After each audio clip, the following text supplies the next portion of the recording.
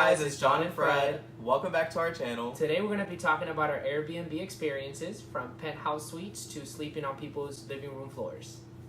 If this is your first time watching, our channel is about LGBT advice, lifestyle, and middle-class Americans who work 9 to 5 travel. We've stayed in so many different Airbnbs, from staying in Los Angeles to even Cuba and even New York, Canada. So we just had to pick out some top Airbnb experiences that are very interesting, that are even on different sides of the spectrum. Some have been bougie and expensive, where we split the cost between so many people to make it cheap, to where it was just solo travel with us two, and we literally pay like $35 to sleep on someone's floor. It's so useful, especially when you're venturing around a new city and you know you're gonna be out all day and you just need a place to sleep. So enjoy our Airbnb experiences.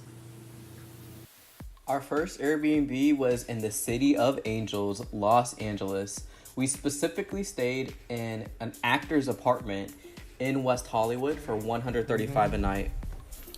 It was so legit. We actually had no idea that it was an actor's apartment until we saw different trophies and awards inside. And we actually Googled him because we didn't know our Airbnb host was a freaking actor. This was at the time hoverboards were super cool. So he actually had a hoverboard in there for us. And we were so hyped up because we had no idea how to use one. This is again when it was all hyped up, and look at me almost falling. Overall, it was so beautiful and it was so worth it. We spent about $700 for 4 days. Rihanna's perfection. But it was completely worth it because we divided it by 4.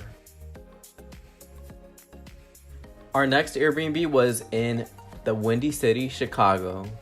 We stayed in a place for $110 a night, and it was only for 1 night, but it was legit. Or it was 2 nights, actually.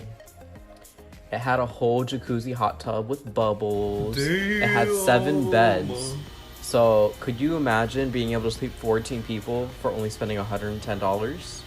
It was a super cute basement in some Jewish community that you'll see in the next snaps here. You didn't know what Airbnb was? I like learning about other cultures. I'm not making and we had a little bit of fun with the bubbles, we're not gonna lie. What are you doing? I like wetting everything. And do it for the vibe. Hey. For the vibe. What are you doing? What's good? What's good, bitch? What's good? What's you good? Popping off? Hey, you popping off? Our next Airbnb was a penthouse suite in New York City. This was the nicest Airbnb we've ever stayed in.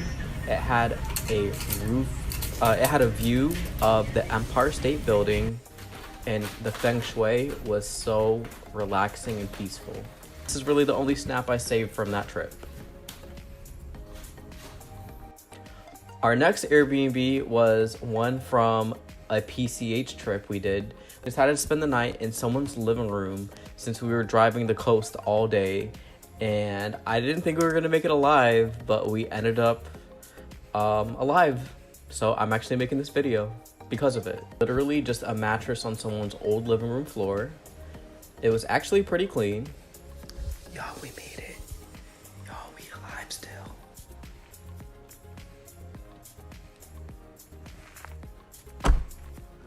I was surprised we woke up safe. Our next Airbnb was an artist workshop in Niagara Falls. It was super cool, super sleek. It was exactly what you would expect an artist's house to look like, and it was only $45 for the night. Yeah. And last but not least, the Catfish of Airbnbs. This Airbnb was only for $40. It says it was in a really nice location, which really meant that it had a plaza right next to it.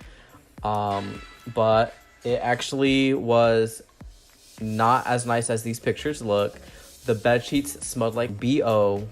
So this is probably the worst experience that we've had with Airbnb. None of the pictures looked like it was on the listing. And thankfully I was able to contact Airbnb and they credited my account a full refund. plus some extra credit. So we ended up staying in a nice Marriott in the downtown part of Toronto, which I guess everything happens for a reason because it was super amazing. Thank you guys so much for watching. Remember to subscribe and like our channel. We have so many more travel experiences, LGBT advice, and lifestyle tips and tricks to share for the future. So stay tuned. Until next time. There you go. That's Are you it. excited?